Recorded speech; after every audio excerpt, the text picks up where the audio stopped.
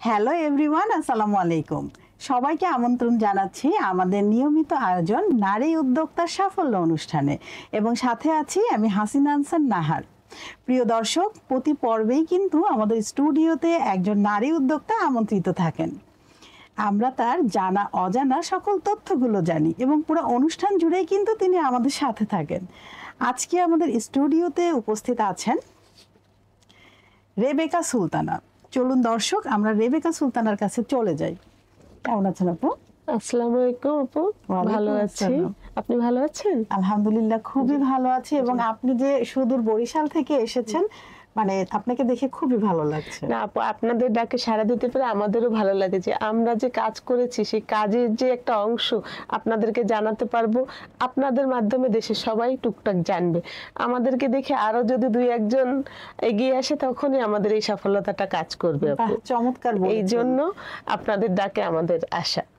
আসলে দর্শক সবারই কিন্তু এ ধরনের মন মানসিকতা, মনোভাব থাকা উচিত যে নিজেও কিছু করবে এবং অপরকেও আমরা উৎসাহিত করব। তো আপু, এখন কি নিয়ে ব্যস্ততা চলছে আর আপনার উদ্যোগের নামটা বলুন। আপু, আমার উদ্যোগের নাম মুন্নিস ড্রিম, সাথে আমার একটা সংগঠন আছে মুন্নিস ড্রিম নারী কল্যাণ সমিতি। আমি যে কাজগুলো আসলে শিখেছি এত বছর যাবত, আমি চাচ্ছি সেটা আমি আলোর মাধ্যমে তাদেরকেও কিছুটা ছড়িয়ে দিই। যে কারণে আমি এই দুটা নিয়েই আছি আর কি। আচ্ছা, মুন্নি কার নাম? মুন্নি আমার ডাক নাম। মুন্নি অর্থ আদর। জি, বাহ, দারুণ। দর্শক, আসলে নিজেরা যদি কিছু করা যায়, যেমন আমরা তো প্রতিটা নারীরই কিন্তু অনেকগুলো দায়িত্ব আছে।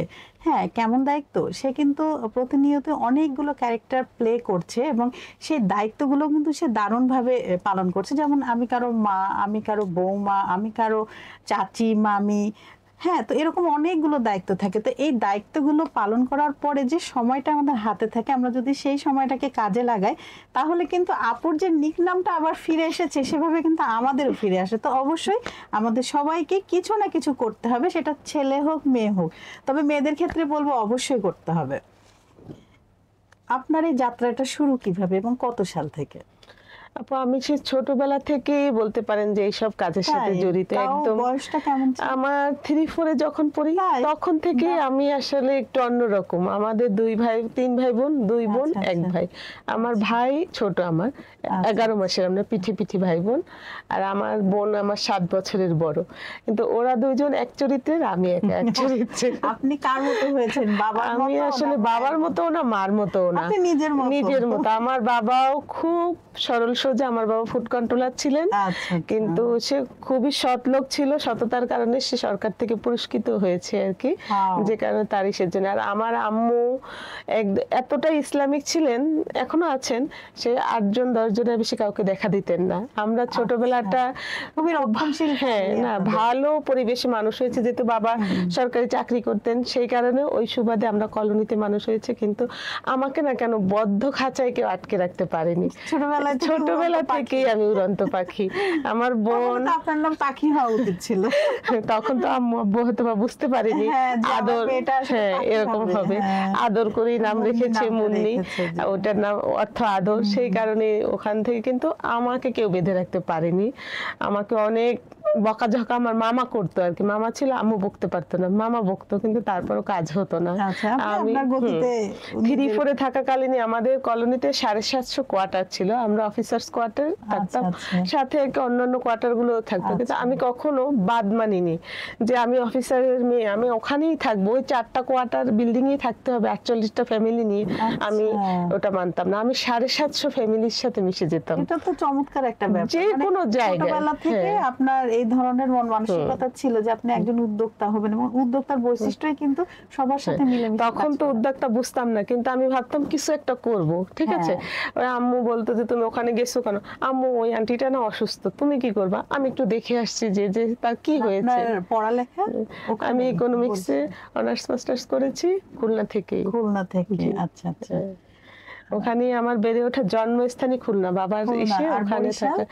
বরিশাল জন্মগত সূত্রে বাবার বাড়ি, হাজবেন্ডের বাড়ি বরিশাল।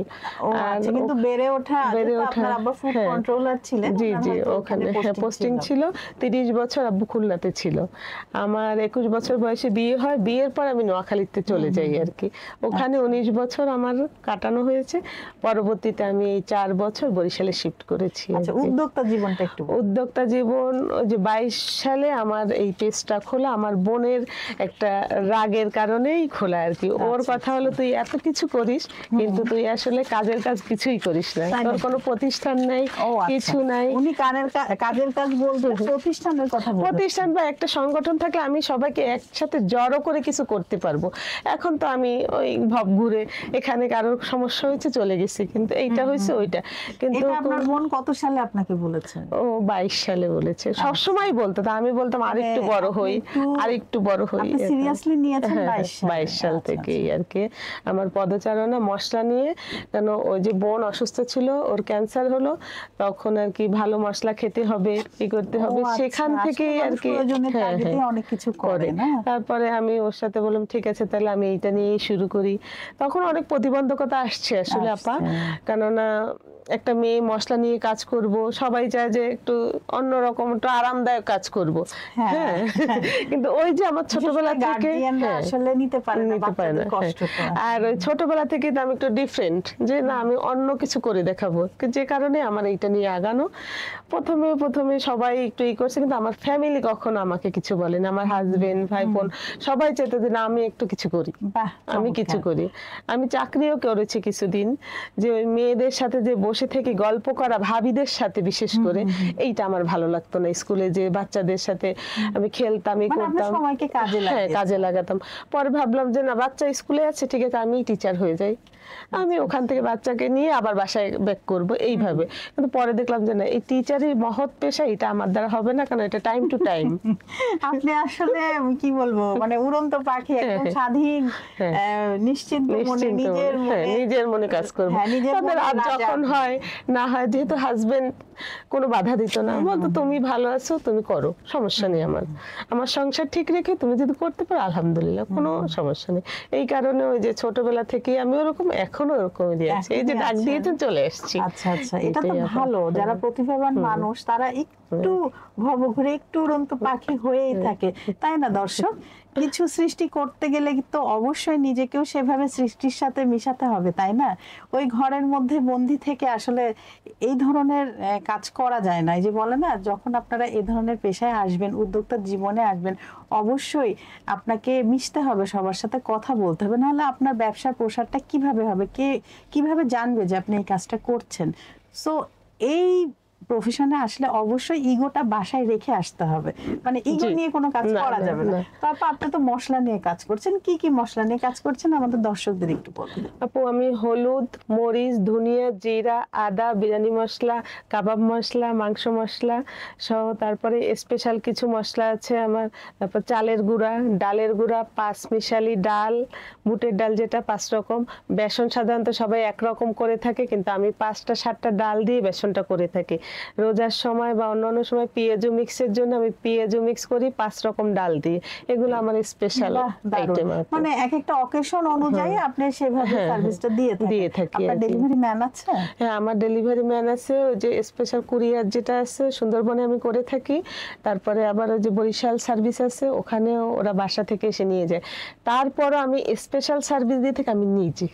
আচ্ছা, যদি ঢাকার বাইরে থেকে অর্ডার করে সেক্ষেত্রে কতদিন আগে অর্ডার করবে? ম্যাক্সিমাম মিনিমাম কত দিন? মিনিমাম দর্শকদের বলে দিন।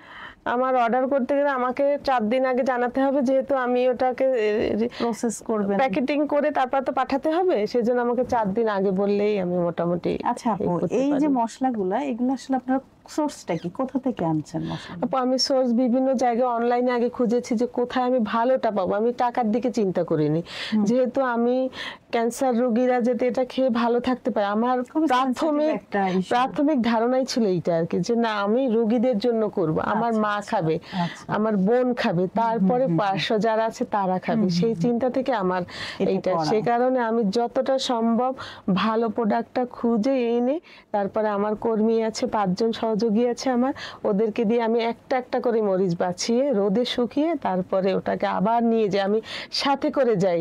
আমি যে মেশিনের কাছে দাঁড়িয়ে থাকি যে ওরা যে ওরা কিছু মিশাতে যেন না পারে। ওরা আমাকে বলে যে আপা আপনি এত কেন কষ্ট করেন, এত করেন কেন, মরিচের বোটা ফেলবেন না, বা একটু লাভের জন্য একটু অন্য কিছু করেন। আমি বলছি ভাই এটা আমার লাভ না, এটা আমার স্বপ্ন, এখানে আমার অনেক কিছু জড়িত আছে। আমার কাছ থেকে যে প্রোডাক্ট কিনতেই হবে এটা কোনো কথা নেই, যে একবার কিনেছে আপা সে এখন পর্যন্ত নিচ্ছে। আপনার কি সব রিপিট কাস্টমার? আমার বেশি রিপিট কাস্টমার থেকে আবার নিউ কাস্টমার হচ্ছে আমার দীপা খন্দকার আপু, তারপরে বিভিন্ন যে সেলিব্রিটি আমার কাছ থেকে নিয়ে থাকে, শবনম, তারপর শবনম আপু। এটা কি অফলাইন শপও আছে না? হ্যাঁ, অফলাইনে এখনো আসেনি, আমার বাড়ির কাজ চলছে, ওখানেই আমি নিজস্ব একটা শপিং মল বা 2টা দোকান মিলে একটা করব। মুন্নিস ড্রিম।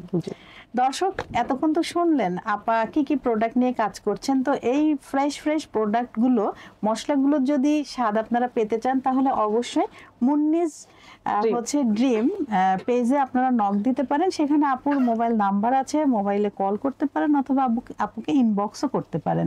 এবং মিনিমাম 4 দিন হাতে রেখেই কিন্তু আপনাকে অর্ডারটা দিতে হবে। আপুর ডেলিভারি ম্যান আছে এবং কুরিয়ার সার্ভিসগুলোও আছে, মানে উনি ওনার বরিশালের বাইরেও যে বাংলাদেশের পুরো অঞ্চলেই কিন্তু ওনার প্রোডাক্ট উনি ডেলিভারি করছেন, দিচ্ছেন কুরিয়ারের মাধ্যমে। সো ফ্রেশ যদি মশলার স্বাদ পেতে চান তাহলে অবশ্যই মুন্নিস ড্রিম পেজে আপনারা নক দিতে পারেন।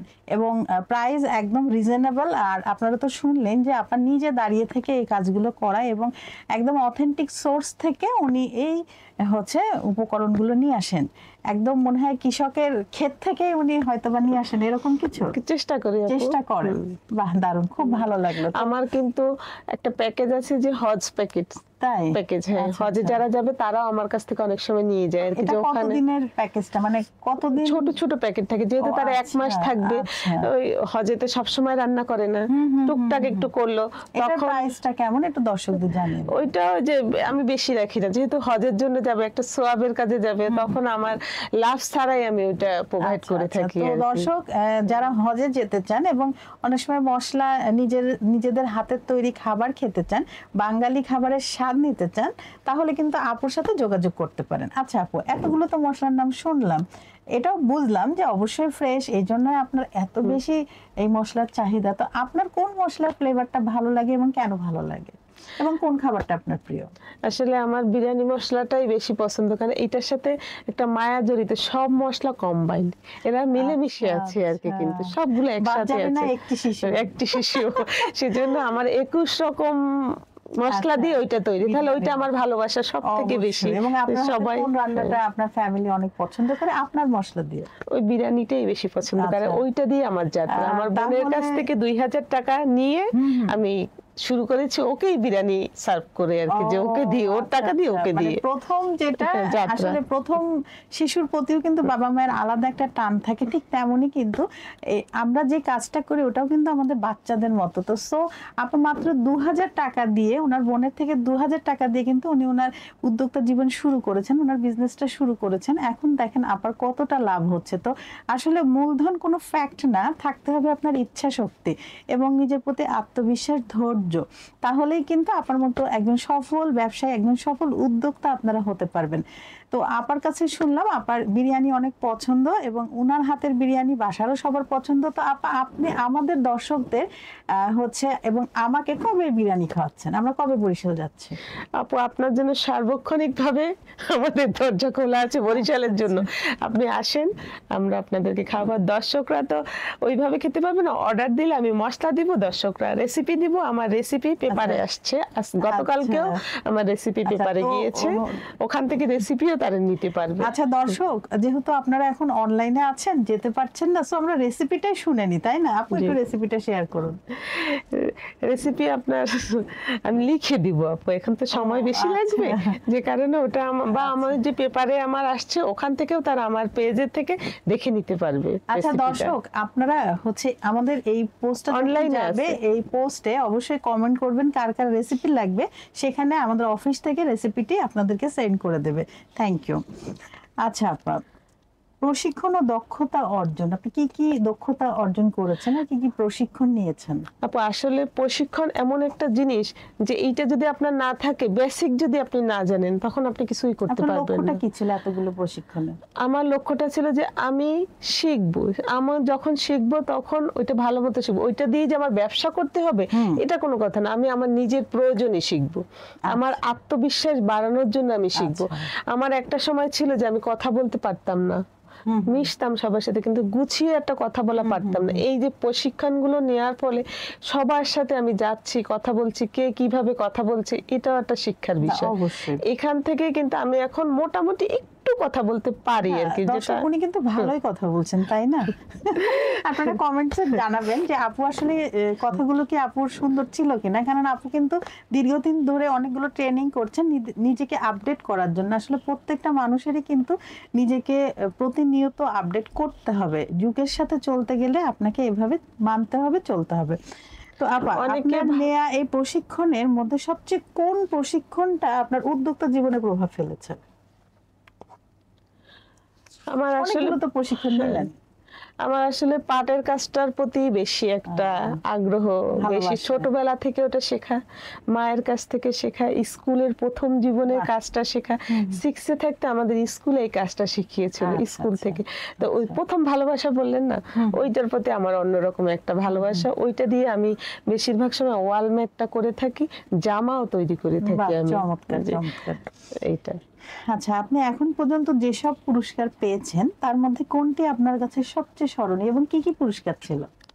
আপন পুরস্কার অনেকটাই পেয়েছি। প্রথম 2022 সালে নারী উদ্যোক্তাদের যে স্মার্ট গ্রান্ট দেওয়া হলো, ওটা আমি দ্বিতীয় লটি পেয়েছি। কংগ্রাচুলেশন।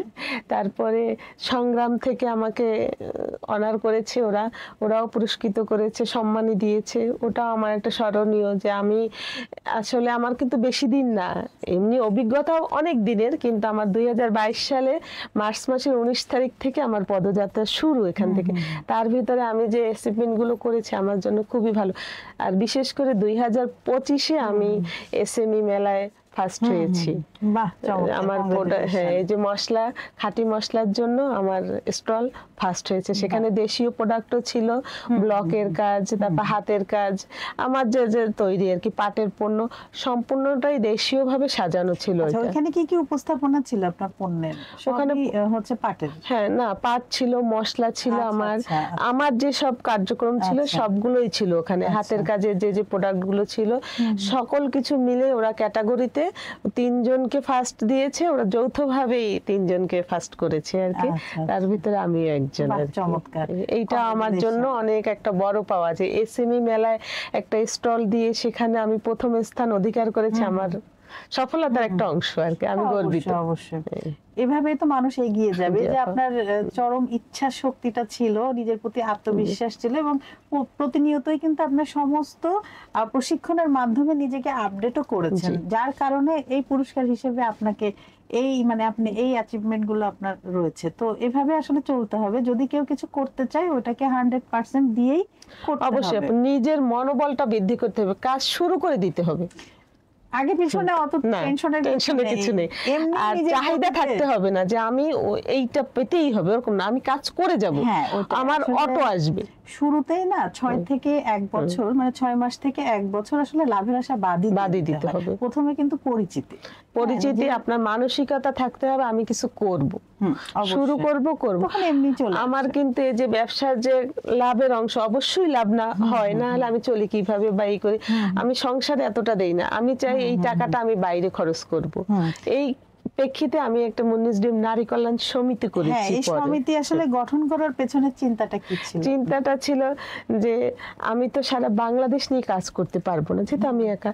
আমি যদি আমার ওয়ার্ডটাকে একটু গুছিয়ে নিই, আমাদের ওখানে যে মেয়েরা আছে তাদেরকে যদি আমি বলি যে আমি এটা করেছি, তোমরাও আসো, এইখান থেকে আমার এই সমিতিটা গঠন করার মূল উদ্দেশ্য, যে আমার সাথে সাথে আর 5টা 10টা নারীও কিছু করবে। আচ্ছা, আপনি সমাজের নারীদের জন্য কি ধরনের প্রশিক্ষণ দিয়ে থাকেন এবং এই যে অসহায় মহিলাদের বিনামূল্যে প্রশিক্ষণ দিতে গিয়ে কোনো চ্যালেঞ্জের মুখোমুখি কি হয়েছেন? চ্যালেঞ্জ তো হয়েছি আপু, যখন আমি ফ্রিতে দেই তখন আশপাশ বা কিছু কিছু মানুষ ভাবে যে এটার পিছনে একটা কারণ আছে, হয়তো বা তার কোনো লাভ আছে। এখন তো মানুষ লাভ ছাড়া কিছু চলে না, কিন্তু আমরা কিছু মানুষ আছে যে লাভের আশা না করে কিছু করতে চাই, সমাজের জন্য কিছু করতে চাই, হ্যাঁ নারীদের জন্য কিছু করতে চাই। আমি কিন্তু পুরুষদেরকে বুঝাই যে শুনেন, আপনারা নারীরা সবাই কিছু করতে চায়, কিন্তু আপনাদের মানসিকতা চেঞ্জ করতে হবে। আপনারা পুরুষরা যখন নারীদেরকে কিছু করতে উৎসাহিত করবেন তখনই তারা এগিয়ে আসবে। প্রতিটা নারী চায় যে আমার টাকার একটা চকলেট আমি আমার বাচ্চাকে দিই। তারা বেশি পারবে না, একটা চকলেট কিনে দিতে পারবে, কিন্তু এই চকলেটের টাকাটা তার পরিশ্রমের টাকা থেকে আসতে হবে। এইটা আমি সক্ষম হয়েছি কিছুটা বুঝাতে। আচ্ছা, বরিশাল উইমেন চেম্বার অফ কমার্সের পরিচালক হিসেবে আপনার ভূমিকা কি? আমি ওখানে পরিচালক হিসেবে আছি, আমাদের 9 জন পরিচালক আছে, একজন সভাপতি ম্যাম আছে, আর আমরা 9 জন পরিচালক আছি। তার ভিতরে আমি সব থেকে জুনিয়র আর কি, 2 বছর যাবত আছি ওখানে। কিন্তু কাজ আমরা সবাই সমানভাবে এগিয়ে যাচ্ছে। আমরা নারীদেরকে নিয়ে এগিতে চাই। মেন্টর হিসেবে কাজ করতে গিয়ে কোন বিষয়গুলো সবচেয়ে গুরুত্বপূর্ণ বলে মনে হয়েছে আপনার? আপু, মেন্টর মানে হলো আমি যে কাজগুলো করেছি সেইগুলোর মাধ্যমে আর যারা আছে তাদেরকে ইন্সপিরেশন দেওয়া, যে না আসো করো, দেখো আমাকে দেখে তোমরা শিখো। এইটাই হলো মেন্টরিং এর প্রধান কাজ আর কি। আর এই কাজটা করতে পারে আমি খুবই গর্বিত, আর আমার ভালোও লাগে যে ওখানে যারা থাকে সবাইকে আমি বলতে পারি যে তোমরা এইভাবে এইভাবে কাজটা করো, এইভাবে আসো, বা আমার সহযোগিতা যদি লাগে আমি করব। এইভাবে আমি সবাইকে উৎসাহ দিয়ে থাকি। ব্র্যাক ওয়ার্ল্ড ভিশন বা ইউসেফ এর সাথে আপনার কাজের অভিজ্ঞতা কেমন এবং 6টি লেভেলের আসলে বিষয়গুলো কি কি ছিল যেগুলো আপনি করেছেন? আপু, ব্র্যাকের সাথে তো যে আমি উদ্যোক্তা ট্রেনার হিসেবে আছি আর কি, মেন্টর হিসেবে আছি, ওখানে তো ওই যে অনেক ভালো বললামই যে ওদের সাথে আমার কাজ করতে ভালো লাগে। আর ইসের সাথে লেভেল আমি 6টা লেভেল করেছি, তার ভিতরে কুকিং এর করেছি, বেকিং করেছি, তারপরে ওইটা হ্যান্ড স্টিচের উপরেও করেছি, যেহেতু আমার মেয়ের, হ্যাঁ ট্যুর গাইডও করেছি। ট্যুর গাইড করার ফলে হয়েছে কি, আমি বিভিন্ন জায়গায় যখন যাব তখন ট্যুর গাইডের কাজটা কি এইটা সম্পর্কে কিন্তু আমি কিছুটা ধারণা পাবো। আমার যে এটা নিয়ে কাজ করতে হবে তা না, নিজেকে আপডেট করতে, হ্যাঁ ওই বিষয়টা জানার জন্য আপনি অনেকগুলো করছেন। ব্লগ বাটিকেটাও করেছি, আমি ওই ব্লগ বাটিকের ট্রেনার হিসেবে কাজ করছি আর কি। আপনার ওয়ার্ল্ড ভিশন অধিদপ্তরের সাথে আপনি কিভাবে কাজ করছেন? যুব উন্নয়ন অধিদপ্তরে যে আমাদের উইমেন চেম্বারের যে পরিচালক ম্যাম আছে, ওনার সাথে যুব উন্নয়নের সাথে আমরা একসাথে কাজ করছি। আমার এলাকার যে অসহায় নারীরা আছে, যে গরিব অসহায় মানুষের, তাদেরকে যুব উন্নয়ন মাঠে এসে কাজ শিখায় আর কি, হাঁস মুরগি প্রতিপালন। আমি আবার এসএমই ফাউন্ডেশন থেকে, জয়িতা ফাউন্ডেশন থেকে আমি হাঁস মুরগির উপরে ট্রেনিং করেছি আর কি, প্রথম ব্যাচে অনলাইনে। তা আমি ভাবছি যে যখন এটা আমি কিছুটা পারি তখন আমি তো আমার এলাকার সহযোগিতা করতেই পারি, কারণ ওখানকার মেয়েরা বেশি হাঁস মুরগি আর গাছপালা নিয়ে আর কি, সবজি চাষ নিয়ে কাজ করে। তখন আমি আপাকে বললাম, তো আপা বললো ঠিক আছে, যুব উন্নয়নের মাধ্যমে আমরা ট্রেনিং আনবো। ওইখান থেকে আমরা ট্রেনিং এনে নারীদেরকে ট্রেনিং করাচ্ছি এবং ওদেরকে কিছু সহযোগিতাও যুব উন্নয়ন করছে। দারুণ। নারী উন্নয়নে আপনার দীর্ঘমেয়াদী লক্ষ্য কি এবং আপনার ভবিষ্যৎ পরিকল্পনা কি আপনার প্রতিষ্ঠান? দীর্ঘমেয়াদী আমি চাচ্ছি যে আমার প্রতিষ্ঠান হোক বা অন্য কোনো প্রতিষ্ঠান হোক, আমার দ্বারা যদি কোনো নারীর একটা বিন্দু উপকার হয় সেই লক্ষ্যে আমি এগিয়ে যাব, যে তাতে আমার যেটা আসে। আমি কিন্তু এই যে আমার অর্থের কিছু টাকা আমি দরিদ্র তহবিলে রাখি, যে কারোর বাচ্চার বিয়ে হোক বা অসুস্থ হোক, ক্যান্সার রোগী হোক, যে কোনো ক্ষেত্রে আমি সহযোগিতা করি। আমার রাস্তার পাশে আমি নিজে গাছ লাগাই, বন্যা হলে আমি নিজে পরিষ্কার করি। আমার এলাকার যে বাচ্চারা আছে ওদেরকে নিয়ে শেখানোর জন্য যে আসো, নিজের থেকে শুরু করতে হবে, তাহলে তারা। আমার বাচ্চার জন্মদিন আমি রেল স্টেশনে করি, এতিম বাচ্চাদের নিয়ে করি, এগুলো আমার ভালো লাগে, যে কারণে আমি এগুলো করি। মানবিক কাজ আমার শ্বশুরের কাছে আমাদের কিছু দায়বদ্ধতা আছে। আমার শ্বশুর বাড়ির পাশেই আপনার বেদেপল্লী, একদম ঘরের সাথেই বেঁধে পড়লে আমি ওখানে যে ওদের সাথে বসে থাকি, ওরা কি করে সেটা দেখি আর কি, যে ওদের বিয়ে, ওদের লাইফ স্টাইল, যে ওরা কতটা স্ট্রাগল করে, এইটা আমাকে ভাবায় মাঝে মাঝে। খুব কাছাকাছি থেকে তাদেরকে, হ্যাঁ মাঝে মাঝে। আপনার এই প্রতিষ্ঠানের আসলে ভবিষ্যৎ পরিকল্পনা কি? মানে আপনি কি ঢাকায় বা অন্যান্য জেলাগুলোতে আপনার আস্তে আস্তে তো সবার স্বপ্নটাই থাকে যে আমি একটু বড় হব, একটু সবাইকে নিয়ে কাজ করব। হ্যাঁ, আগে আমি আমার এলাকাটাকে গুছাতে পৌঁছাতে চাই, তারপরে আমি অন্য অন্য জেলা নিয়ে কাজ করবো আর কি। আমরা কিন্তু কথা বলতে বলতে অনুষ্ঠানের একদম শেষ দিকে চলে এসেছি। আপনাকে অসংখ্য ধন্যবাদ আমাদেরকে সময় দেওয়ার জন্য। আপনার কেমন লাগলো নারী উদ্যোক্তার সাফল্য অনুষ্ঠানে এসে? আপু অসংখ্য ধন্যবাদ আপনাকে, যে আমাদের মতো মেয়েদেরকে বা নারীদেরকে আপনারা এখানে নিয়ে আসেন, গল্প শোনেন। আমাদের গল্পটা আমরা দর্শকদেরকেও বলতে পারছি, এটা দিয়ে তারাও হয়তো বা আগাবে বা তাদেরও এখানে আসার একটা সুযোগ তৈরি হবে। আমরা তাদেরকে বলবো যে আমরা ওখানে গিয়েছি, আপনারাও যান, আপনাদের কথাও শেয়ার করেন। এজন্য আমার আসলে খুবই ভালো লাগছে। আপনাকে অনেক ধন্যবাদ। ইনশাআল্লাহ আবারও দেখা হবে কোনো একটা প্রোগ্রামে। হ্যাঁ, অবশ্যই নতুন কোনো আয়োজনে আপনাকে আমরা আমন্ত্রিত করব। দর্শক, আপু কিন্তু সুদূর বরিশাল থেকে আমাদেরকে নক দিয়েছিলেন এবং তার সিভি আমরা দেখে আপুকে আমরা সিলেক্ট করেছি। এরকম আপনারা যদি আমাদের এই অনুষ্ঠানে আসতে চান, তাহলে আমাদের যে পেজ আছে সেটার ইনবক্সে আপনার সিভিটা জমা দিবেন, অথবা ইমেল অ্যাড্রেস আছে, সেখানে কিন্তু আপনারা চাইলে ইমেলও করতে পারেন। তো দর্শক, আপনারা যারা এতক্ষণ আমাদের সাথে ছিলেন, আপনাদের সবাইকে অসংখ্য ধন্যবাদ আমাদের সাথে থাকার জন্য। আপনার সম্পর্কে একটা কথা বলতে চাই। আমার সম্বন্ধে কিছু বলতে চাচ্ছি আপু? আপু অনেক ভালো। আমি আপুকে ফেসবুকে দেখেছি, দেখে আমি তার হোয়াটসঅ্যাপে নক করেছিলাম, মেসেঞ্জারে নক করেছি, যেহেতু হোয়াটসঅ্যাপ নাম্বার আমি পাইনি, মেসেঞ্জারে নক করেছি। আমি ভাবছি যে আপু হয়তো উত্তর দিবি না। 30 মিনিটের আগেই আপু আমার সালামের উত্তর দিয়েছে এবং আপু সরাসরি ফোন দিয়েছে আমাকে যে আপু আপনি আসতে পারেন, আপনি এই দিন আসলে ভালো লাগবে। এই যে আপনার যে একটা আমাদের প্রতি একটা ভালোবাসা, এটা আমি সত্যি আপ্লুত। আসলে আমরা যারা মুসলিমরা আছি, আমরা কিন্তু সবাই সালামের উত্তরটা দেয়া একটা দায়িত্ব মনে করি, ফরজ মনে করি। তো আপা আমাকে সালাম দিয়েছিলেন, আমি উত্তরটা দিয়েছিলাম। আপা কথা বলতে চেয়েছেন, আমি কথা বলেছি। কারণ প্রত্যেককেই কিন্তু সুযোগ দিতে হবে, না হলে তো আমরা বুঝবো কি করে যে উনি কেন আমাকে নক দিলেন। তো দর্শক, এভাবে আপনারাও কিন্তু আমাদের অনুষ্ঠানে আসতে পারেন। এবং প্রতিটা পর্বেই কিন্তু দর্শক আমাদের যে প্রত্যাশা থাকে নারীর সফলতা এবং নারীর স্বাবলম্বিতা। দর্শক, আবারও নতুন কোনো অতিথিকে নিয়ে আপনাদের সবার মাঝে আমি হাসিনা আনসার নাহার উপস্থিত হব। ততক্ষণ পর্যন্ত আপনারা সবাই ভালো থাকুন, সুস্থ থাকুন এবং আমাদের সাথে থাকুন। আল্লাহ হাফেজ। আল্লাহ হাফেজ।